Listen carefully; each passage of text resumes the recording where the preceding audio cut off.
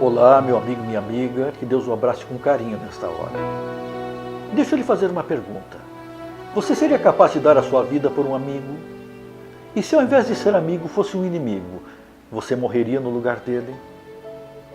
As páginas da história aqui e acolá registram relatos de pessoas que estiveram dispostas a morrer por um amigo. Talvez o relato mais conhecido e ilustre seja o de Damão e Fíntias. Esses dois homens viveram na ilha da Sicília no quarto século a.C. Um dia, Dionísio o Velho, o impiedoso tirano de Siracusa, decretou que Damão devia morrer. Enquanto aguardava a execução, o condenado implorou que lhe fosse concedida a chance de visitar sua família antes da morte. Dionísio atendeu o seu pedido, mas havia uma condição. Deveria encontrar alguém que estivesse disposto a morrer em seu lugar caso não aparecesse no dia estipulado para a execução. Fíntias era amigo de Damão e, compadecendo-se do colega, prontificou-se a morrer em seu lugar caso ele não voltasse na data marcada. Acontece que as coisas nem sempre ocorrem como esperamos. Quando chegou a data fatídica, Damão não apareceu.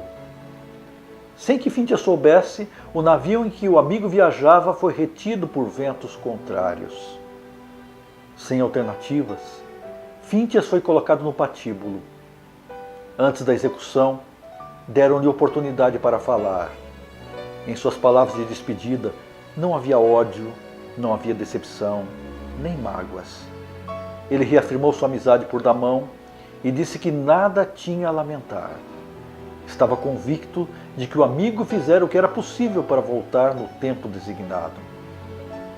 Enquanto o carrasco se preparava para cumprir a sua tarefa, viu-se um cavaleiro galopando a toda velocidade em direção ao local da execução.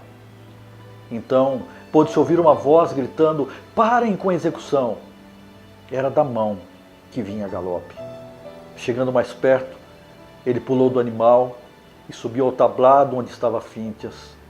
Lançando os braços em volta dele, disse: "Estou contente porque cheguei a tempo.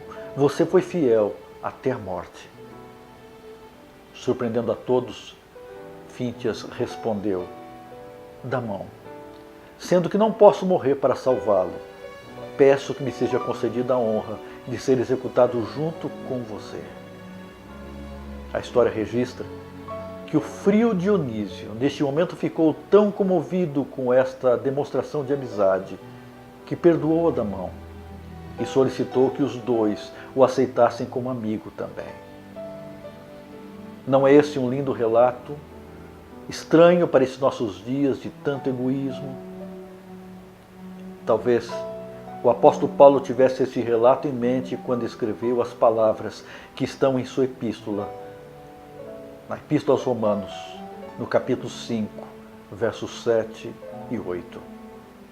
Nessa passagem lemos assim: "Dificilmente haverá alguém que morra por um justo.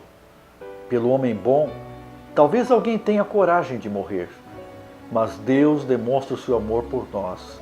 Cristo morreu em nosso favor quando ainda éramos pecadores."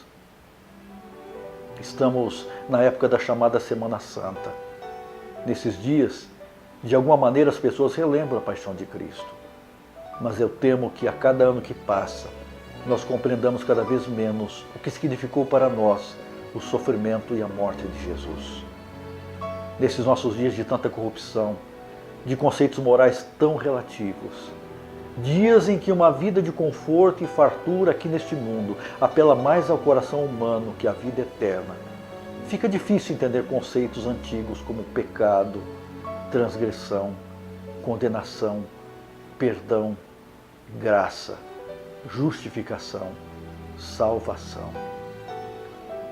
Muitos olham para Jesus como um grande homem, um profeta, um mestre sábio, um libertador de causas de direitos humanos. A morte de Jesus é muitas vezes encarada como a morte de um mártir qualquer, alguém obcecado por uma causa social, que morreu em defesa de minorias injustiçadas. Mas Jesus foi muito mais que simplesmente isto. A morte de Jesus significou muito mais que tudo isto. Ele morreu por mim. Ele morreu por meus pecados. Morreu a minha morte, no meu lugar. Foi sacrificado por minha culpa, para me dar o direito à vida. A cruz que ele carregou era minha, só minha. A coroa que ele feriu à fronte me pertencia. Mas por amor, ele a suportou em meu lugar. E sabe o que é mais bonito? Na história de Damão e Fíntias, um amigo estava disposto a morrer por outro amigo. Mas no caso de Jesus, ele morreu por nós, quando ainda éramos pecadores, quando ainda éramos inimigos de Deus. Dá para entender porque o mundo não consegue compreender o amor de Jesus? Querido amigo, o que você tem feito em face de tão grande amor? Como você tem se relacionado com Ele? Só existe uma resposta plausível. João diz: nós o amamos porque Ele nos amou primeiro. 1 João 4, verso 19. Você já declarou o seu amor a Jesus? Por que não fazer isto agora? Que Deus o abençoe.